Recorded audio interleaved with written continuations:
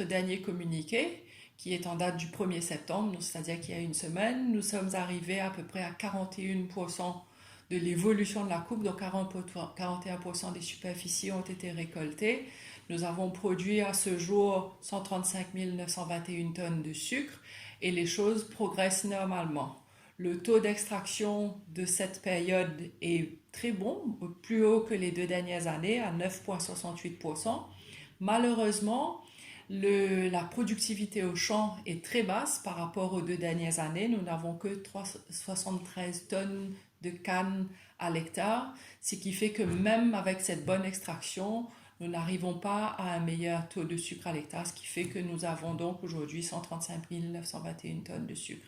Nous avons également eu une réunion des membres du Crop Estimate Coordinating Committee avec les informations que nous avons eues par rapport à la climatologie, mais également par rapport au fait qu'il semblerait que les planteurs envoient moins de cannes aux usines parce qu'ils n'ont pas de visibilité sur le long terme par rapport au prix qu'ils ont, puisqu'aujourd'hui on sait que c'est 9 700 roupies par tonne de sucre qui a été annoncé par le syndicat des sucres. Donc nous avons donc revu à la baisse notre estimation pour cette coupe 2018 et donc nous avons finalisé 330 000 tonnes de sucre par rapport aux 350 000 tonnes qui avaient été initialement prévues au mois de mai. C'est une situation qui est préoccupante pour l'industrie parce que nous avons basé toute notre formule d'exportation sur 350 000 tonnes de sucre. Avec aujourd'hui 20 000 tonnes de sucre en moins, ça devient très, très préoccupant. Et donc, il devient urgent et nécessaire maintenant qu'on puisse avoir une certaine visibilité sur ce qui va se passer pour qu'on puisse avoir nous-mêmes, qu'on puisse ramener les planteurs vers cette coupe qui n'est pas encore terminée, qui va se terminer vers mi-décembre. L'option primordiale aujourd'hui, c'est de rassurer les planteurs. Puisque avec le prix qui est annoncé, les planteurs ne se retrouvent pas à leurs frais. Toute industrie dans le monde aujourd'hui a ce taux de sucre qui est identique, qui est aussi très bas au niveau mondial et au niveau européen. Tous les producteurs mondiaux se trouvent dans une situation précaire.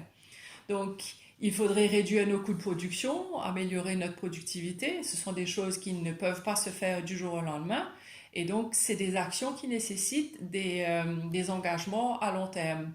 Pour qu'il y ait engagement à long terme, il faut qu'il y ait cette visibilité. Et c'est ce que nous demandons aujourd'hui, c'est que cette visibilité soit annoncée pour qu'on puisse savoir ce qui va se passer en 2018, mais aussi dans les années à venir.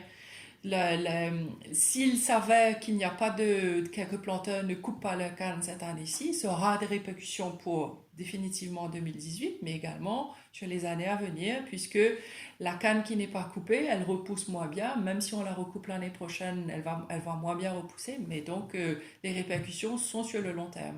L'avenir immédiat est vraiment dans les recommandations et la restructuration de l'industrie qui a été préconisée dans le rapport du comité technique ou même dans les recommandations qui ont été avancées par les autres partenaires. Il faudrait qu'il y ait une solution qui soit apportée.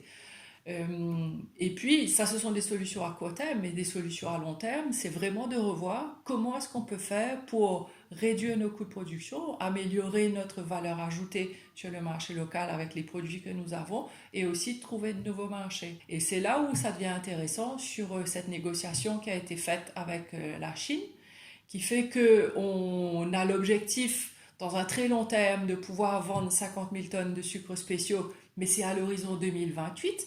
Mais donc, et les premières exportations en Chine ne vont se faire malheureusement qu'en 2021, mais c'est l'opportunité de pouvoir viser des marchés qui sont différents et surtout la Chine, c'était un marché pour lequel nous avons eu beaucoup de difficultés à rentrer et donc c'est une bonne nouvelle, malgré qu'elle ne puisse pas prendre effet immédiatement, mais c'est une bonne nouvelle pour l'industrie.